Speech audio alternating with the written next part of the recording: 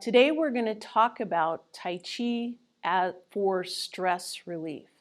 It's a wonderful form of exercise that helps your body get away from that sympathetic nervous system, which is your fight or flight, and into your parasympathetic nervous system, which is your rest and digest, which is where you should be living most of the time.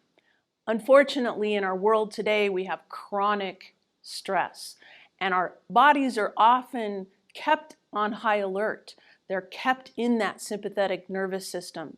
So we need to help it get out of that fight or flight and into the rest and digest, that parasympathetic side. Tai Chi is wonderful for it, and there are many different ways that it does that. Let's experience a little bit of it with pushing Chi first. Just bring your left foot forward. Bring your hands to the level of your Dianne, 2 inches in from the belly button, 2 inches down. And I just want you to let your hands float up and out as you come forward, and let your hands gently float back as it comes back towards your body. Now, part of Tai Chi as stress relief is breathing in a way that is deep and long and slow and continuous and uniform. So you want to breathe in as you come towards your body and breathe out as you push away. Breathing in and breathing out. Good. Breathing in and breathing out. Now, as you're breathing, you don't want to be filling your lungs up 100% because that's very tense. You fill to about 80%, and then you control that exhalation so that it's uniform with that inhalation. In other words, you breathe in, but you don't just go and breathe out, right? You breathe in nice and slow, and you breathe out nice and slow. Don't get to the point where you run out of breath because that's tense as well. Now bring your right foot forward, and you'll take a nice deep breath in here. Breathe out as you float. Let those hands float up and out, and breathe in as you come towards your body. Now, one of the other ways that Tai Chi helps your body relax and get into that parasympathetic system is that it's a movement form that allows for your joints and your muscles to be relaxed. All of our joints in Tai Chi are open and loose. We have what we call delicate lady's wrist. We don't ever overextend. We don't lock our joints like this. We don't lock our joints standing up. Everything is loose and open and soft. So as you're doing your pushing Chi, think about allowing your body to be open and loose and let those muscles relax. This actually helps with your oxygen flow as you're breathing in deep and long and slow. Since the muscles are open and loose and there's no stagnation with locked joints, that oxygen is able to get out to every single cell in your body. One more. Now there's another way that Tai Chi helps you get into that parasympathetic system, and let's use our wave hands like clouds, only we're not going to step. Just let your body gently rotate, and if you focus on this rotation, moving from your Dianne, let your torso do the work.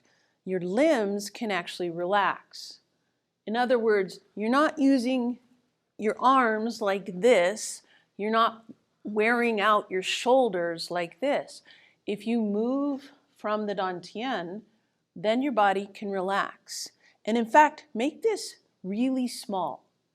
Bring your hands down and just make that ball really small.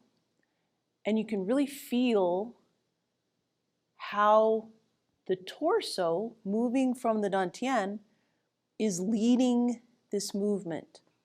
Now open it up just a little bit more. Don't lose that feeling of moving from the Dantian. Now you can bring your hands just a little bit higher.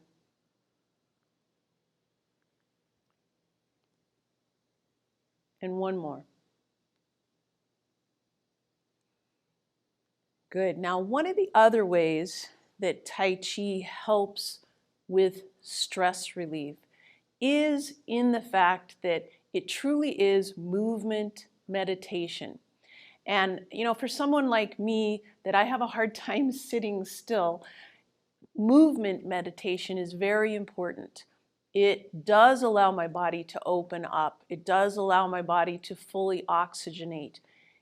It is very important that I keep myself in the moment, that I keep my mind on what I'm doing.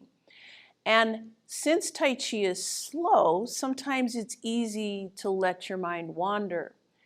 But if you really focus on movement meditation, it will help you with stress relief. So we're going to do Chi walking. I'm going to move this direction now. Now, Chi walking is bringing your foot forward and feeling that weight shifting forward and then back and then all the way forward so that you can step easily forward with the right leg, right? It's as if water is flowing from one leg into the next. And you don't want to lift this back leg, this left leg, until it's completely empty. This is the idea of substantial and insubstantial in Tai Chi. As our water flows now from the right into the left, don't lift that right leg until it's completely empty. Now, after you get good at doing Chi walking, or maybe you think you're good at it, after you get comfortable with it, I should say, sometimes we just get to rocking back and forth and we start thinking about what we're going to be doing next, and we start falling forward instead of really paying attention. And that's not movement meditation. When you're doing your Chi walking, try to center yourself, stay in the moment, and fully feel, focus on that water flowing. Just that one concept. Let that water flow into the front leg. Let the back leg become completely empty. And then step. Now don't lose sight of that water. Feel that water flowing. Feel the emptiness in that back leg. In fact, test yourself staying in the moment. See if you truly are completely balanced and that you choose to step forward. Perhaps you choose to step backwards so that you can prove that, yes, I do know where my weight is at all times. And that'll help you stay in the moment. And that movement will actually help you get the benefits of meditation, which part of the benefits of meditation is allowing your body to get into that parasympathetic state that you need to be in to relieve the stress.